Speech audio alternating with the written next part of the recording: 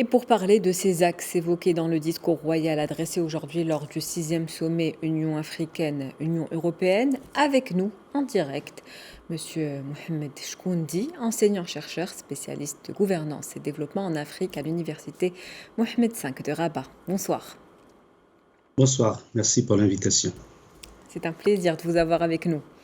Le Maroc est profondément attaché à sa famille africaine à laquelle il appartient, mais il entretient également une relation privilégiée avec l'Europe qui est son partenaire voisin et stratégique. Alors, Monsieur Chkoundi, le royaume servirait-il de relais entre les deux continents ? Bien évidemment, parce que comme Sa Majesté le Roi l'a rappelé, le Maroc, d'abord, c'est un pays qui appartient à l'Union africaine, qui appartient à l'Afrique en général, d'un point de vue géographique. Et le Maroc est un pays qui assume pleinement son appartenance continentale. C'est-à-dire, le Maroc considère que son appartenance continentale fait partie, bien évidemment, de son identité. Au-delà de cela, le Maroc a joué ces dernières années, nous avons vu, il y a toujours eu des relations historiques, culturelles, économique, commerciale entre le Maroc et les autres pays, et les pays de continent.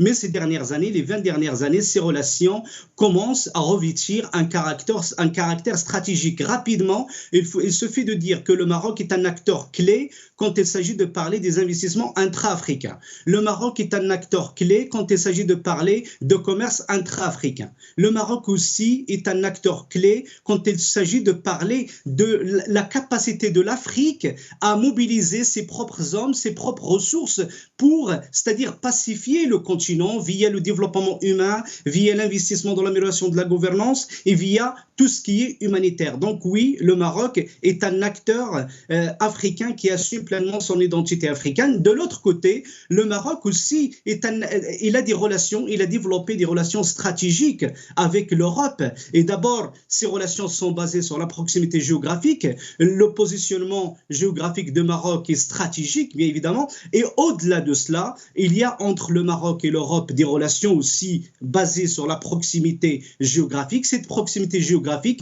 a été convertie en une espèce de proximité institutionnelle via la signature de plusieurs conventions. Il suffit de vous dire que le Maroc jouit de statut avancé auprès de l'Union européenne. Et ça, c'est important, au-delà du fait que le Maroc joue un rôle stratégique par rapport à tout ce qui est chaîne de valeur européenne, parce qu'il y a des investissements européens stratégiques dans certains secteurs clés, à l'instar de l'automobile, à l'instar de l'aéronautique, sans passer de tout ce qui est culture, bien évidemment, de tout ce qui est tourisme. Donc le Maroc est excellemment bien positionné pour jouer le rôle qu'il joue déjà, mais pour le jouer davantage, parce que nous sommes en train de parler, dans un nouveau contexte, nous sommes en train de parler de renouveau ou de la refonte de partenariat Union européenne, Union africaine, dans un contexte aussi nouveau où l'Afrique demande, nous avons vu lors des déclarations des chefs d'État africains lors du sommet Union européenne, Union africaine,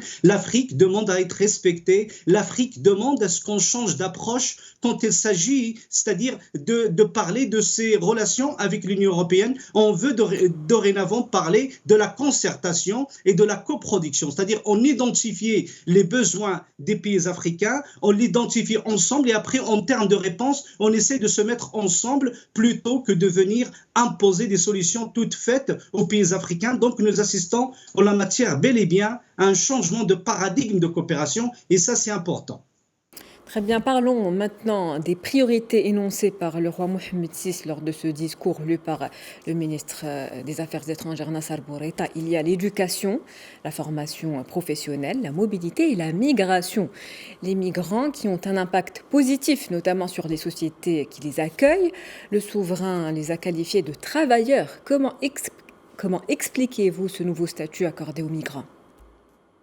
Vous savez, il y a des stéréotypes, il y a des clichés colportés sur les migrants, c'est-à-dire parce que au niveau de l'Union européenne, et je crois que ça commence à changer, on considère le migrant, la migration est perçue comme étant un facteur négatif, et Sa Majesté le Roi vient à juste titre rappeler que non, la migration est un facteur positif, parce que nous avons vu, quand on était pleinement dans la crise de Covid-19, même dans les pays européens, dans les pays occidentaux, il y avait des métiers qui ont été revitalisés, qui ont montré leur pertinence et leur utilité sociale. Il se fait de dire que les migrants ont été en première ligne, étant donné les métiers qu'ils occupent dans la majorité, ils étaient en première ligne. Donc ça a montré bel et bien, et nous avons assisté, le contexte de Covid-19 a montré une espèce de réhabilitation, a fait une espèce de réhabilitation de ce que l'on appelle l'économie de la vie, c'est-à-dire ces métiers, ils ont été, ils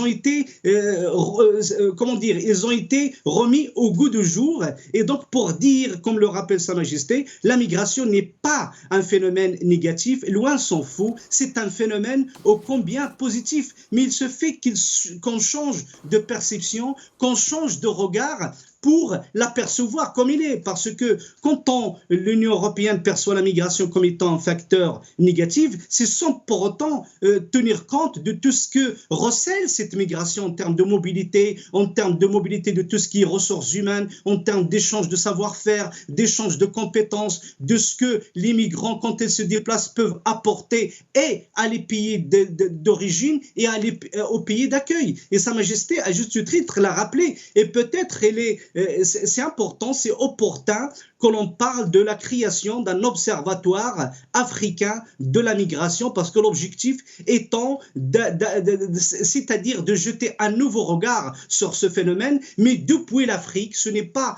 toujours l'Europe ou l'Occident qui essaye un peu de projeter son propre regard sur le phénomène. C'est à l'Afrique aussi de développer son propre regard, et ça c'est important pour connaître davantage le phénomène. Et surtout, nous parlons de la réinvention de partenariats. L'Europe veut considérer l'Afrique comme étant un partenaire stratégique plutôt que comme étant un continent à aider, parce que c'est un continent à problème. Et donc, on commence d'ores et déjà à parler de tout ce qui est chaîne de valeur Europe-Afrique. Donc, quand on parle des chaînes de valeur, le capital humain joue un rôle primordial. Et donc, c'est-à-dire la migration, la mobilité joue un facteur primordial aussi.